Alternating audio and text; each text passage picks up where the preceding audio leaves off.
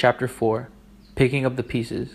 Soon after I got out of prison, I went to a party at a friend's house by myself down on Delmar Avenue and Graves in Rosemead, near the Maryvale Convent.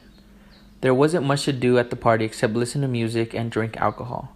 My friend and I were standing out on the street when a car that looked like a 1959 Chevy passed by and someone inside the car started shooting. I was near my friend Littleman. As soon as shots rang out, I saw him go down. When the smoke cleared, he was lying on the ground. I went to his side, but I didn't know what to do. I remembered I was wearing my brand new jacket that I had gotten for Christmas. So I grabbed him and was hugging him and immediately became saturated with blood. I yelled, "Call 911." I gave him mouth-to-mouth resuscitation and said, "Don't worry, man. You're going to make it. Just hang in there."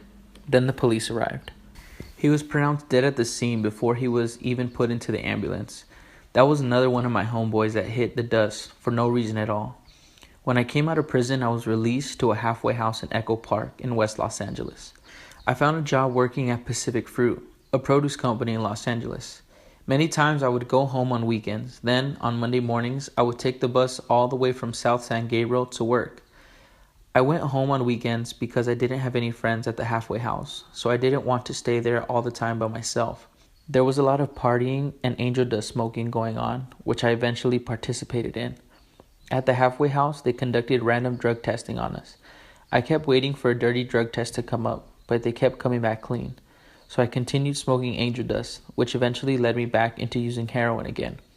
After a while, I finally received 3 dirty drug tests in a row, and I was asked to leave the halfway house. I had also been fired from my job. I was sent to an inpatient residential drug program. They believed that a person had to be stripped of everything and then slowly be rebuilt.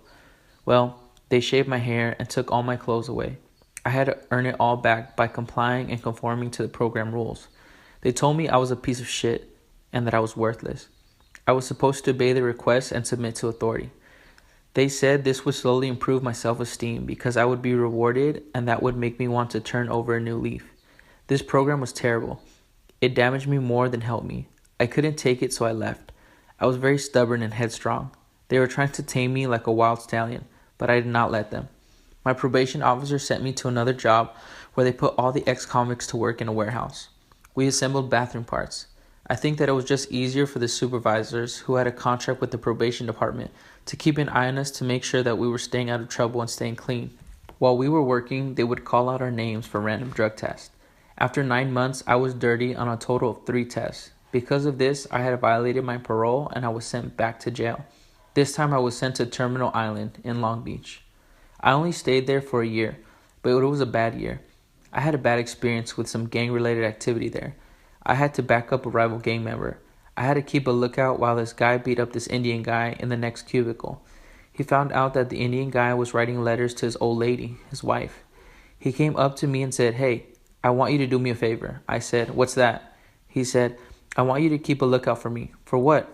"I'm going to teach this son of a bitch, the Indian guy, not to mess around with my old lady because he was writing her letters." I felt obligated to agree to be his backup.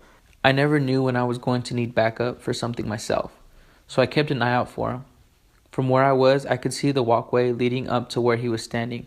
I could see an officer by the control booth, and I could see the inmate beating up this Indian guy with a wooden cane. He kept beating and beating him. Being part of this is one of the many things that I'm not proud of. I felt really disgusted with myself. Why did I do these bad things? It's not like I wanted to do this. It just seemed like that was the code, and convicts have to help each other out when they're in jail. It's the only way to survive. I felt very badly afterwards, especially because I used to talk to the Indian guy too. After my year at Terminal Island, I went to see the parole board. They gave me a release date. The day of my release from Terminal Island was a nice sunny day. I remember standing outside, enjoying the sunshine and freedom. I was given my clothes and about $150. I called an old girlfriend and she picked me up. The first thing we did was go to the liquor store and get a bottle of whiskey and party. When I got out of jail, I left there with the intention to party. I did not have any intentions to change my lifestyle. I went back to my old ways right away. Finally, I decided that living the same lifestyle wasn't going to work. I was going to end up back in prison again, so I tried to change my life. My mom took me to church and she tried to help me, and most importantly, she prayed for me. She had been praying for me for 22 years. I started thinking, I'm the only son she has and I have never been there for her. When I got out, my mom was waiting with open arms. She never stopped loving me and she never stopped praying for me. I know that it was her faithful prayers over the years that saved me from being killed time and time again. I decided I had to change. I had to be there for her and for my sisters. Little by little, I started being nice and helpful. There was a girl I met named Diana. She wrote to me when I was in Terminal Island, but I never answered her letters. I don't know why. She was at my sister's house one night when I was going out. She looked very pretty sitting there, and I thought of asking her out. She looked too young, though. So I just shined her on, even though I knew she liked me. The main reason I wasn't interested in dating her was because I already had my mistress, Edo and Wena. I couldn't afford to have them both. Then things got rough. They got so rough that no one wanted me. My mother didn't have a need for me. Every time I was sick from not having any drugs, I tried to get a few bucks from her. All I need is $10 so I won't get sick, I'd plead. Mijo, she'd say, I can't be helping you like this. The more I help you, the more you drown yourself with alcohol and kill yourself with drugs. If you want to kill yourself, then you do it without my help. At that time, I didn't understand why, but now I understand. It's called tough love. It was true. She was giving me money to kill myself. I realized I had to make it out of a lifestyle dominated by drugs and alcohol. Otherwise, I would die. I finally checked myself into a recovery center. I started working on my recovery and going to the 12-step Alcoholic Anonymous meetings. This is the time when I started to know the Lord much better. I would listen to other people's stories about what they were going through. I skipped the meetings a couple of times, but I would get up and start going to them again. It wasn't easy, but I stuck with the program. I was there in 1979 when the big magnitude 6.5 Imperial Valley earthquake hit Los Angeles. I felt this crazy rumbling and the building began to shake. It looked like everything was going to come down. I was so sick from going through withdrawal that I said, "Come on down, bring it down on me. I want to die. I want to die." When it was over, the building was standing and I was still there, so I guess it wasn't my time to go just yet. I have to admit, at that time, I was very disappointed. The next day was all about programming again. I'd wake up, have breakfast, go to modification class, and then group sessions to learn about my self-esteem. We occasionally did arts and crafts too. I learned a lot by attending the group meetings and by listening to many different people. I was always the quiet one. I didn't feel that I had anything to say. They would ask me about myself, but I would just say that I hadn't been here long enough and I didn't know what was going on. I don't know why, but I ran out on them. I relapsed and I was out on the street again. Nothing had changed. By that time, I had sold all of my furniture in my apartment. I was living by myself in Vista near Oceanside. I had a stereo, a TV, and electricity. That's all except for my bed, which was a frameless mattress that was right on the floor. I discovered that I could use the system and get an SSDI, Social Security Disability Income check, because I had a hip replacement. Also, I had no formal training, which would qualify me for a trade that I could use to get a good paying job. I could last as long as they would fund me until I would have to start paying for the methadone medication myself. I didn't have to pay for food because I knew which churches gave free food to homeless people. I would hit every church that would feed you once a day and eat by their schedule so that food wasn't a problem. My main problem was paying the rent. I still had about $300 to earn each month. In order to earn $10 a day to buy the drugs, I would have to hustle or steal something that was worth $10. I would take 2 buses from Vista to Oceanside to get my methadone treatment medication. I would leave in the morning sick and come back running, feeling good. One day, my sister Betty, the second youngest of my sisters, asked me if I wanted to go out and meet her sister-in-law named Diana, the one who wrote me all those letters when I was at Terminal Island. I don't even have $1 to buy her a soda. Who the hell would want me? I asked Betty. I can't get a job and I don't have a car. I don't have anything. Despite my objections, she eventually convinced me to go. Diana seemed nice, which made me start to wonder why she wanted a loser like me. I guess she figured that she was going to change me. It was great while she was with me on my side of town. She would be really sweet and say I could do anything I wanted, and I did. I started doing drugs in front of her. She wouldn't say anything. I thought this was good. She liked me and she wasn't giving me any trouble. She was petite and very pretty. So I thought, I need a friend and she likes me. What the heck? We started seeing each other. She really didn't have a place to stay either. She came from San Diego with her brothers and they were staying in a motel. So we partied for a while and then she got pregnant. Shortly after that, we went to San Diego to visit her mother. Her mother told me to put on a suit because we were going to Tijuana. I didn't know why, but I just did it anyways to avoid conflict. On our way there, she told me that we were going to Tijuana to get married. Married, I said. I don't even have a ring. She told me she already had them. I was shocked. I didn't argue because I did love Diana and we were going to have a baby together. I wanted to do the right thing. I was 32 years old now, being taken by the hand and escorted to the justice of the peace. I guess what bothered me was that I wanted it to be my idea. The new baby was a girl who we named Christina. I was there with Diana when she was born. I used to call her my little princess. By this time, I had two jobs, one with Diana's brother as a construction worker and a second job working at a meat company. I moved from job to job a lot because I was trying to cut corners and do things my way. I hated having to punch a time clock in and out all the time. I was even arrested for being under the influence at work a few times, but my wife's brother always gave me my job back. A few weeks after Christina was born, my sister Lily, my cousin Mark, and I planned to go out to celebrate my birthday. My wife started to get pushy and ordered me around saying, "How could you go out and party when we just had a baby and she's sick?" "She'll be fine," I said. I didn't know that she wasn't fine. Christina was born with her stomach and her heart on the opposite side of her body and without a spleen. The doctor said this is very rare. It happens in 1 in a million cases and that there is no known cause of this birth defect. I didn't fully understand all of this because it was difficult for me to get in touch with reality when I was drinking. To me, all I could see was this perfect baby girl. Well, I went out and partied anyway, and then when I got back, Diana was still upset with me because I went out when our little girl was sick. There was nothing I could do at that time. "I'm here now," I said, "so let's do what we have to do." We took her to the doctor and she was given antibiotics. The doctor told us that she would need surgery once she got older. We had to keep a close watch on her health. She was thriving and a happy little baby girl. She was a blessing to us. My cousin Mark from Oakland called me saying he needed some help. He was a dog trainer, so I said okay, because I needed the work. I asked how long he needed me and he said, "As long as I can have you." So I worked for him for about 3 or 4 months. While I was gone, I would send the money home to my family so that my wife would be able to take really good care of our baby daughter. Diana had the apartment and the baby, but she was lonely by herself. Half the time she was at her mom's house, which was okay with me. When I got back, Diana said she wanted to move to San Diego to be closer to her family. So we did. Once we moved though, everything changed. I suddenly didn't have a job. I worked at odd jobs for numerous people, but that wasn't a steady income. I didn't have a car and I had developed problems with my bad hip again and needed another replacement. When I did find work, I had to take 2 buses to work and back to earn $40 a day, $35 for my family and $5 for me. In 1987, we had another baby, a son that we named Raymond.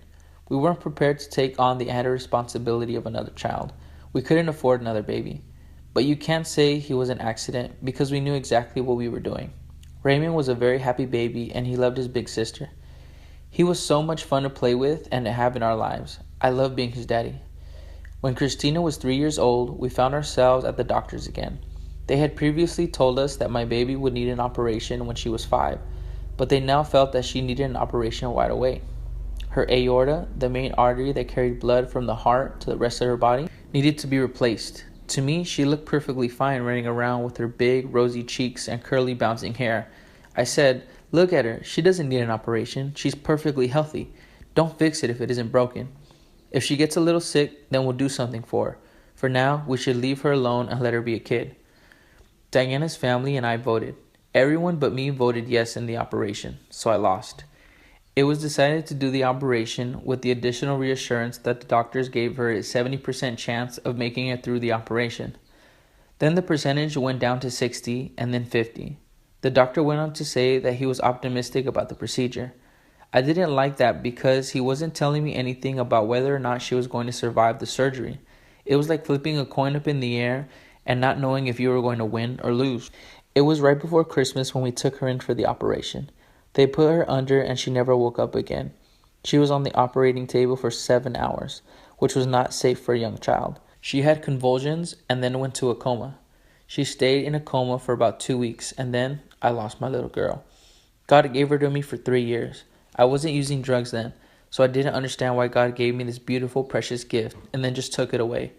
How could anybody so sweet and beautiful be gone? I cursed God for years because my precious little girl was taken from me. Diana's family blamed me for Christina's illness because of my drug abuse. They said her illness was the result of my sperm being damaged from using drugs. Maybe it's true, but maybe it's not.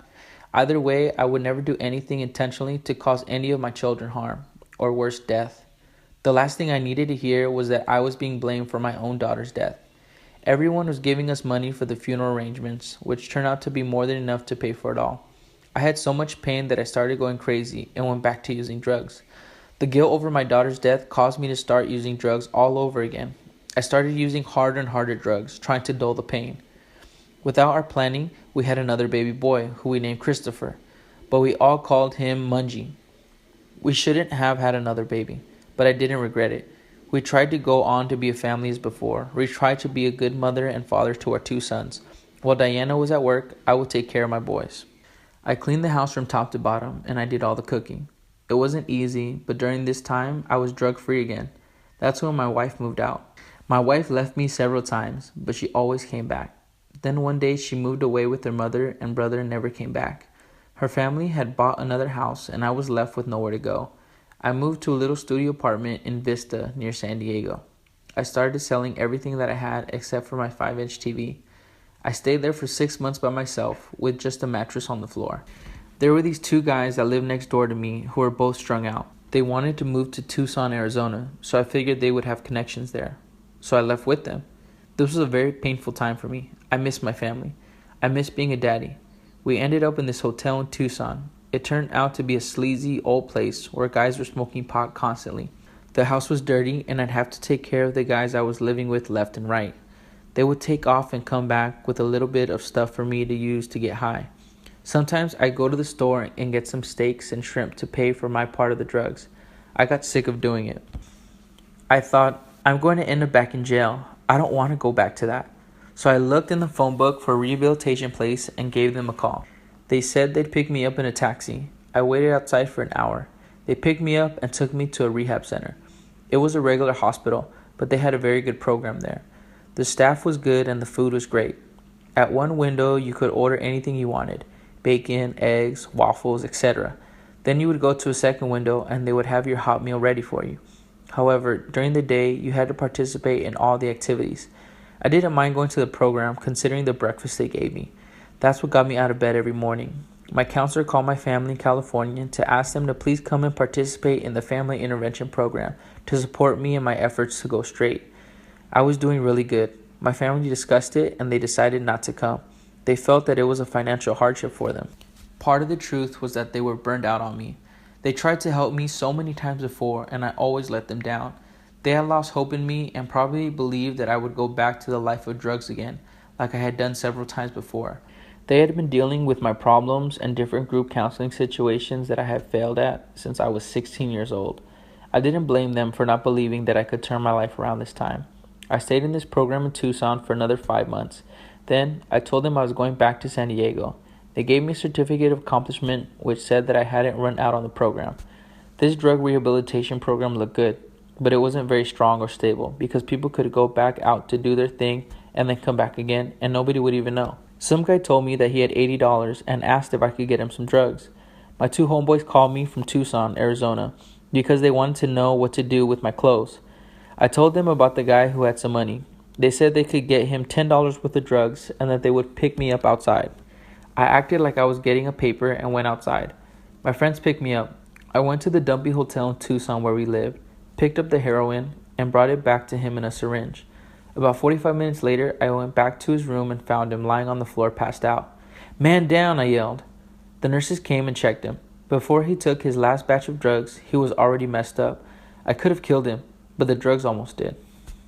There were a lot of people that could have died because of me. Some did, in fact.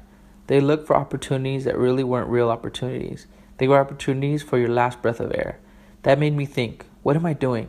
I felt guilty when I realized that I had contributed to another person nearly dying again. Then I started doing my second step in the program. After the first 2 months, I started progressing in my drug and alcohol book. For the next 2 months, I would read the Bible constantly while I waited for my Social Security checks to come in. Since I was living in Tucson, my sister Lily had my checks sent to her in California.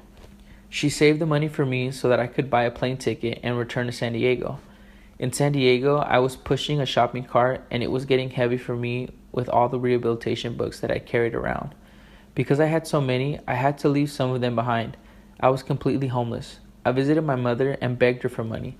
I demanded that she give me money to support my drug habit because I was desperate. I used every manipulation I could, even made her feel guilty for abandoning her son. She had paid for methadone treatments in San Diego for me a couple of years before. However, this time she was very firm and said, "Ya no, no more." We argued and I left very angry. Once again, I had lost everything.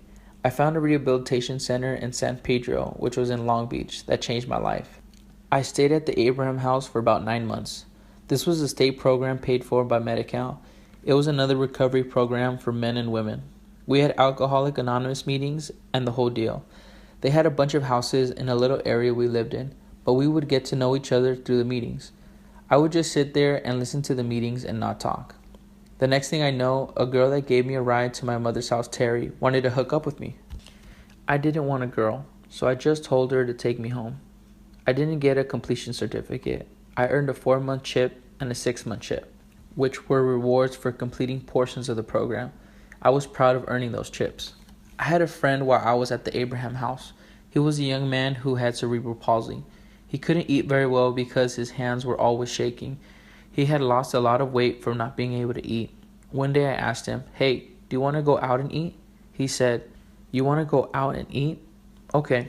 He was a real nice, funny guy. I noticed that he was having trouble eating, so I asked, "Do you want some help eating?" "You're going to help me eat?" he asked, astonished. "Yeah," I said, "I'll help you eat." "People will look at us kind of weird," he said. "It's alright. I don't care what other people think." So I started feeding him. People were walking by and looking at us like we were lovers or something. They didn't know what was going on. In 6 months, he gained a decent amount of weight, and we became pretty good friends.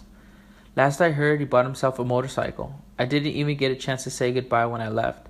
I would like to get in touch with him again, just to say hi. If he ever reads this book, I just want to say hey and talk to you later. Since I was diagnosed with liver cancer, I began to review my life. I realized that I had been feeling very grateful lately for all the people at the rehabilitation center and for what they did for me. I decided to write the following letter to the director, Abraham, who helped me so much. I actually called him on the phone and spoke with him in person. I thanked him for helping me. I told him that I kicked my heroin addiction over 9 years ago and that I was living proof of a success story. This is the letter that I wrote to him. November 18th, 2003. Hey Abraham, what's up? I'm just writing these few words to let you know that I appreciate what you tried to accomplish with me when I was up there with you. I hope that I get a chance to thank you personally. If I don't, I just wanted you to know that you helped me a lot through my recovery. I like the way you treated me. You had the best house out of all of them. I would like to go down and see you at one of your meetings, if possible. Right now, I am in the process of finishing my book. When it is complete, I will send you a copy. The working title of this book is The Man with More Lives Than a Cat. You know who that man is, right? You know how many times I put a needle in my arm? Anyway, partner, it's so good to keep in touch. Okay, well, you'll be receiving my book soon. Abraham, I love you and thanks again.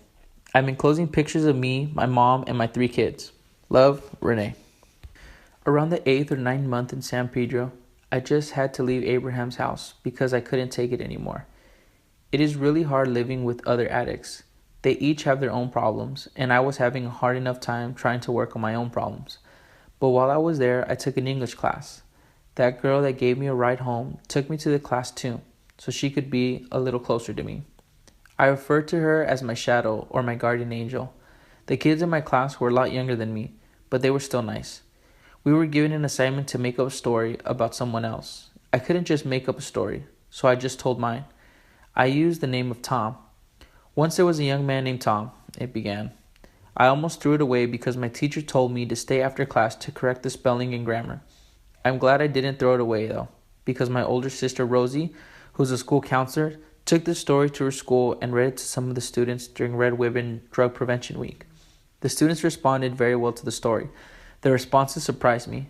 I didn't realize that I could have such a positive influence on kids just from my Tom story.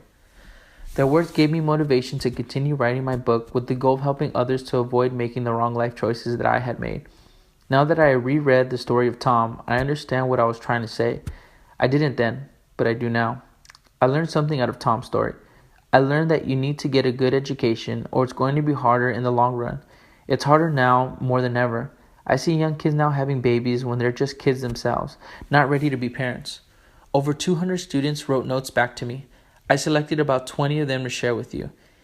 It was very hard for me to answer them, so I wrote a general letter back in response in both English and Spanish. The following is the Tom story I wrote and some of the student responses and the letter I wrote back to them. December 6, 1995. Narrative writing assignment. Topic: make up a story using whatever imaginary characters and events you would like. Once there was a young man. His name was Tom. He was 14 years old and he was going to high school. He didn't like going to school, but he went so he wouldn't have to hear it from his parents. When Tom turned 16, he wasn't doing very well in school, so he went against his parents' wishes and went to work. He worked for a company in shipping and receiving. Sometimes he drove a truck. Tom was a very hard worker. He knows in his mind that without a good education, he would have to work hard labor because it was the only thing he can do for the rest of his life. As Tom grew older, he started going out with his friends after work. After a hard day's work, he would have a few beers. He did not like his job very much, and at the end of a working day, he was very tired. Time went on, and Tom was drinking more and more. He also started using drugs. He started getting in trouble with the law, and he had to go away for a very long time. When he got back from prison, he started working again at more labor jobs than he would have liked. He didn't last long at any job. When Tom turned 38, he developed arthritis in his right hip from working hard, and the drinking and the drugging did not help. He started to receive SSDI, Social Security Disability Income, so he could start to support his family. He had a wife and 2 kids. Life was not very good for Tom and his family. He started to lose the little that he had. He had lost his car, his house, his self-respect, and finally he had lost his wife and kids. Tom thought about how things would have been if he'd stayed in school. He thought about what drinking and drugging had done to his life.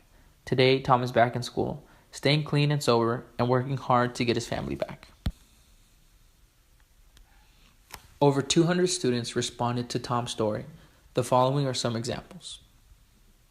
Dear Tom, now I know that if you quit school, you don't get enough money in your life. What I heard gave me the choice to go to college. PT. Tom, your story told me to stay in school because it could all go downhill if I stopped going to school, and then I could be a bum. DK. Dear Tom, I think you made a good decision about your life. And I think that writing a book about your life is really special because it shows you care about others. Amen. Dear Tom, it made me feel like finishing school and not doing drugs. Well, I hope you get better. BD. Dear Tom, your story affected me. I know I will not do drugs, stay in school, and get an education. I will not go to jail or quit school. P.S. Please write back. JR. Hi Tom. Your story affected me because it made me realize that you could always turn your life around. CP. Dear Tom, I can't even imagine going through all of that. I know I can only relate to a little bit of what you've been through at the moment, but I know if I continue doing this to myself, I could end up like you or even worse. Listening to only a brief paragraph of your story is encouraging to me. Right now, I'm struggling my way through school. I know that drugs and sex will not help me get through this. I just want to say that even though you've made bad decisions in the past, I think what you're doing now is great. From N.O. Dear Tom, this story has made me make a decision so that I don't do drugs now or ever, because it could ruin my life as well. From W.H. Dear Tom, your story affected me by how much courage you have, and if your little story affected me, imagine how your book is going to affect me. Sincerely, R.L. Hi Tom.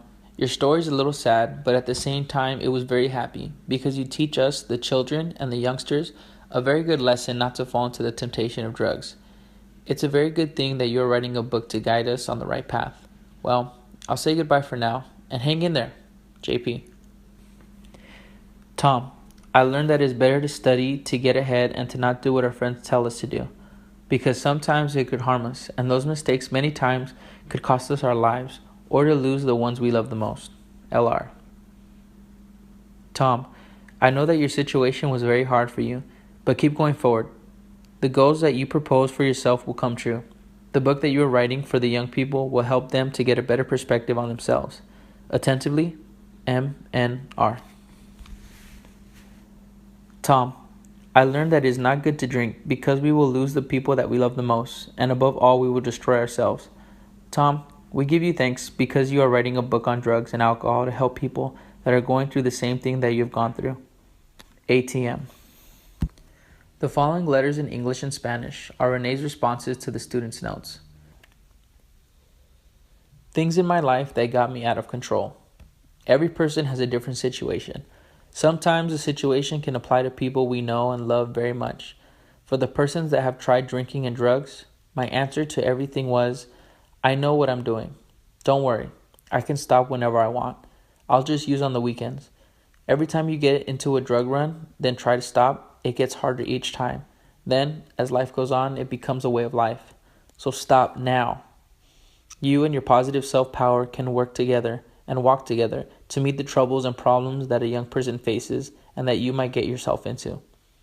For those who are not drinking or using drugs, you are always ahead of the game. Stay focused. Keep your priorities in place. A big problem I recognize now that I had when I was a young adolescent was falling in love for the first time. It's called puppy love. Be careful. When it's over, it can lead to other harmful decisions. Talk about your feelings of pain. See this experience as a learning opportunity for meeting another special person that will eventually come into your life. All relationships teach us is how to get along better with the next relationship. Thank you, ladies and gentlemen, because you are all helping me to help you. Your friend, Tom. P.S. Don't take that first drink or hit. It'll break you before it makes you. So I'm going to do the whole thing in Spanish.